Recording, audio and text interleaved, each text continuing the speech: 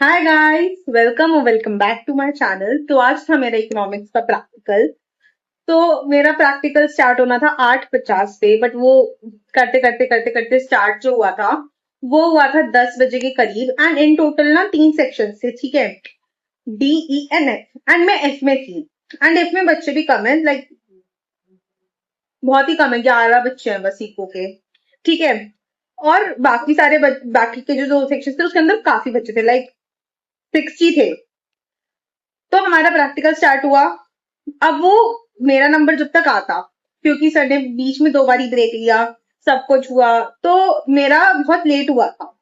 तो मेरा प्रैक्टिकल शुरू होता है 2:30 बजे के अराउंड। तो सबसे पहले मेरा नंबर था। मैं गई सर के पास, मैंने अपनी फाइल दिखाई। मेरा जो वो था टॉपिक, वो था एमपीसी एंड इट्स फंक्शन। तो मुझसे पहले ऑब्वियस सवाल पूछा कि इसके फंक्शंस बताओ।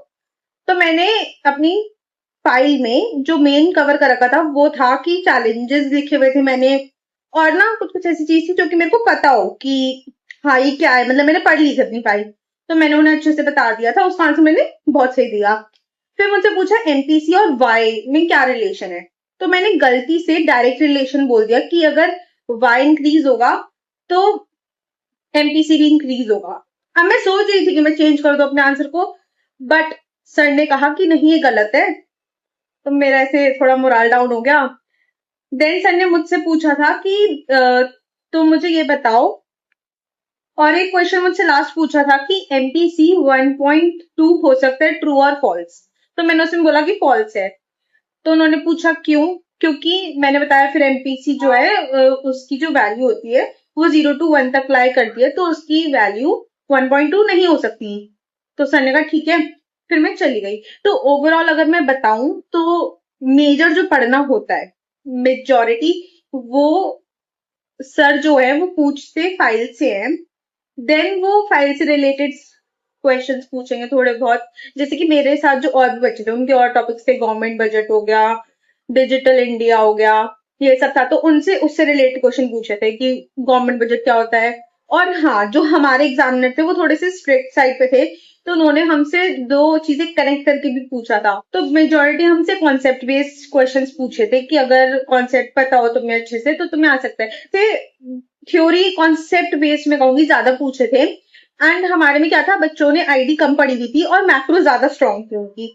तो काफी बच्चों से ये था कि जैसे उनके टॉपिक ही रूरल डेवलपमेंट थे या फिर आईडी से रिलेटेड थे, तो उनसे वैसे करके पूछा था। और मेरा टॉपिक तो था ही एमपीसी, तो मैंने मैक्रो पे फोकस करा था ज्यादा। और मैंने क्या करा था कि मेरे को सबने यही एडवाइस करा था कि जितने भी थे क्लास में कि चुप मत होना, थोड़ा सा टाइम लेना और सोच के बताना कि क्या है।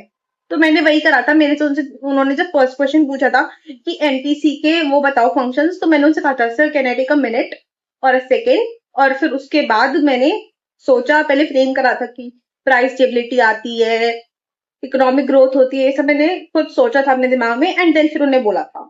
तो आई ऑल्सो एडवाइस ये करना, पहले सोचना पहले अपने दिमाग में। इतनी देर ये सर नहीं कहेंगे कि जल्दी जल्दी बताओ, वो इतनी देर दूसरे बच्चों से पूछ लेंगे। और जब तुम समझ जाओ अपने अंदर से कि श्योर हो जाओ कि हाँ यही है इसका आंसर, तभी बताना। मेरे से उन्होंने 3 से 4 क्वेश्चन पूछे थे और उसका एक ही आंसर में गलत दिया था, वो एमपीसी एंड वाई वाले का। क्योंकि मेरे को ऐसा था कि कंफ्यूजन हो रहा था मेरे को ना थोड़ा सा कि ज्यादा हो सकता है या नहीं। तो मेरा वही थोड़ा बहुत गलत हुआ था, वरना मेरा बाकी सब ठीक गया था। बाकी उनके सारे क्वेश्चन के आंसर्स मैंने दे ही दिए थे। तो ये एडवाइस देना चाहूंगी मैं, तो यही देंगी कि सबसे पहले अपनी फाइल पे फोकस करो। देन एक चैप्टर ऐसा करो कि जो जिसमें तुम्हें सब कुछ आता हो, लाइक कुछ भी पूछे सब कुछ आता हो।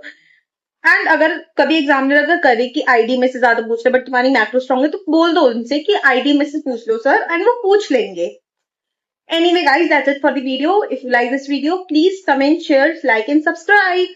Bye.